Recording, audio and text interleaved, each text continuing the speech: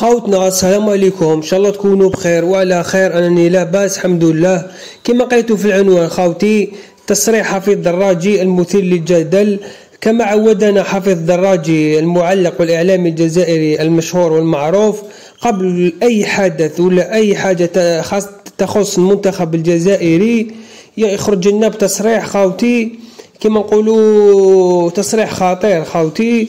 نقرا لكم وش قال خوتي. قبل التقديم، هذه يوضحها على صفحته الشخصيه اخواتي منشور. شوفوا وش قال. قبل تقديم الملفات، معناتها راه يهضر على ترشح الجزائر لكان 2025. قبل تقديم الملفات وقبل عرضها ودراستها والتصويت عليها في 10 فبراير المقبل، يبدو أن الجماعة قررت منح المغرب حق تنظيم كأس إفريقيا 2025. هنا مدها ديريكت للمغرب خوتي. ومنح نيجيريا وبنين بطولة 2027 ثم الجزائر في سنة 2029. سما الدراجي راه يتكهن خوتي حتى 2029 واش غيصرى. التصويت كان من المفروض أن يتم على هامش بطولة إفريقيا للاعبين المحليين المقررة في الجزائر، لكنه تأجل إلى شهر فبراير. والفاهم يفهم كيف تدار الأمور وما يجب أن نفعل، خاصة وأن الكرة لم تعد مجرد لعبة كما يعتقد الكثير، والاختيار على هذا المستوى لا علاقة له بملف. هنا خوتي نكون نشرح لكم. معناتها هنا الدراجي راه يقول باللي انتهى الأمر، وأن تنظيم بطولة كأس إفريقيا 2025 التي هذه زعما قدموها خلاص، راه يعطاوها رسميا، قدمتها الكاف، قدمتها للمغرب، هي اللي حتنظم هذه الدورة. خوتي احنا اولا نهضروا حاجه، ماشي معناتها الدراجي كي يهضر حاجه سما خلاص هذيك هي، هكذا هو اعلامي معروف وكذا، لانه سبق ان صرح كثير من التصريحات كما قلت لكم ولم تحدث. ماشي لازم كي قال حفيظ الدراجي ديال العفسه سما خلاص حتحدث.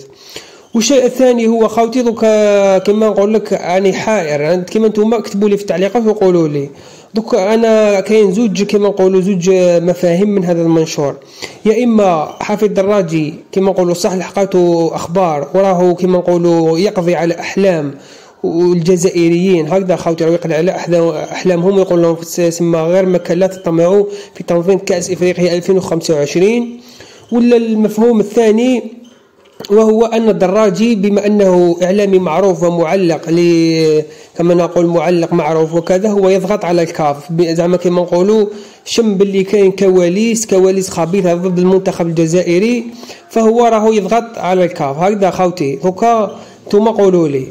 أنا بالنسبة لي خوتي، عفوا انقطع البث، قلت لكم خوتي انا بالنسبه لي ماشي كاع هذوك ماشي هذوك زوج مفاهيم، هذوك زوج مفاهيم هم يدوروا في عقلي. لكن المفهوم الثاني وهو كما نقول، لاحظت حفيظ الدراجي انه كل ما تكون حاجه تخص المنتخب الجزائري كانه عدو او ماذا، لم افهم خوتي. كما نقول يجرح ويداوي. كل ما تكون الجزائر مقدمه على تنظيم اي شيء او خوض مباراه او كذا، هو يبدا بتصعيب الامور، كانه يصعب الامور على الفيدراليه الجزائريه وعلى الشعب الجزائري وعلى هكا خوتي. كم فهمتوني؟ انا هكذا فهمتها. خاطش لاحظت كما قلت لكم في كثير من الامور يصعب لنا خوتي. كل ما تكونوا نديروا حاجه هو يخرج بتصريح كما نقولوا خارق للعاده، ويبدا يصعب في الامور ويقول لك لا وراي باينه باللي ماشي هكذا وراح نخسروا ولا كذا ولا كذا. هكذا خوتي، وانتم اعطونا رايكم، وان شاء الله راه في الفيديو السابق راح نتكلم على الصراع اللي يصار ما بين المغرب والجزائر في تنظيم كأس إفريقيا 2025. والسلام عليكم ورحمة الله تعالى وبركاته.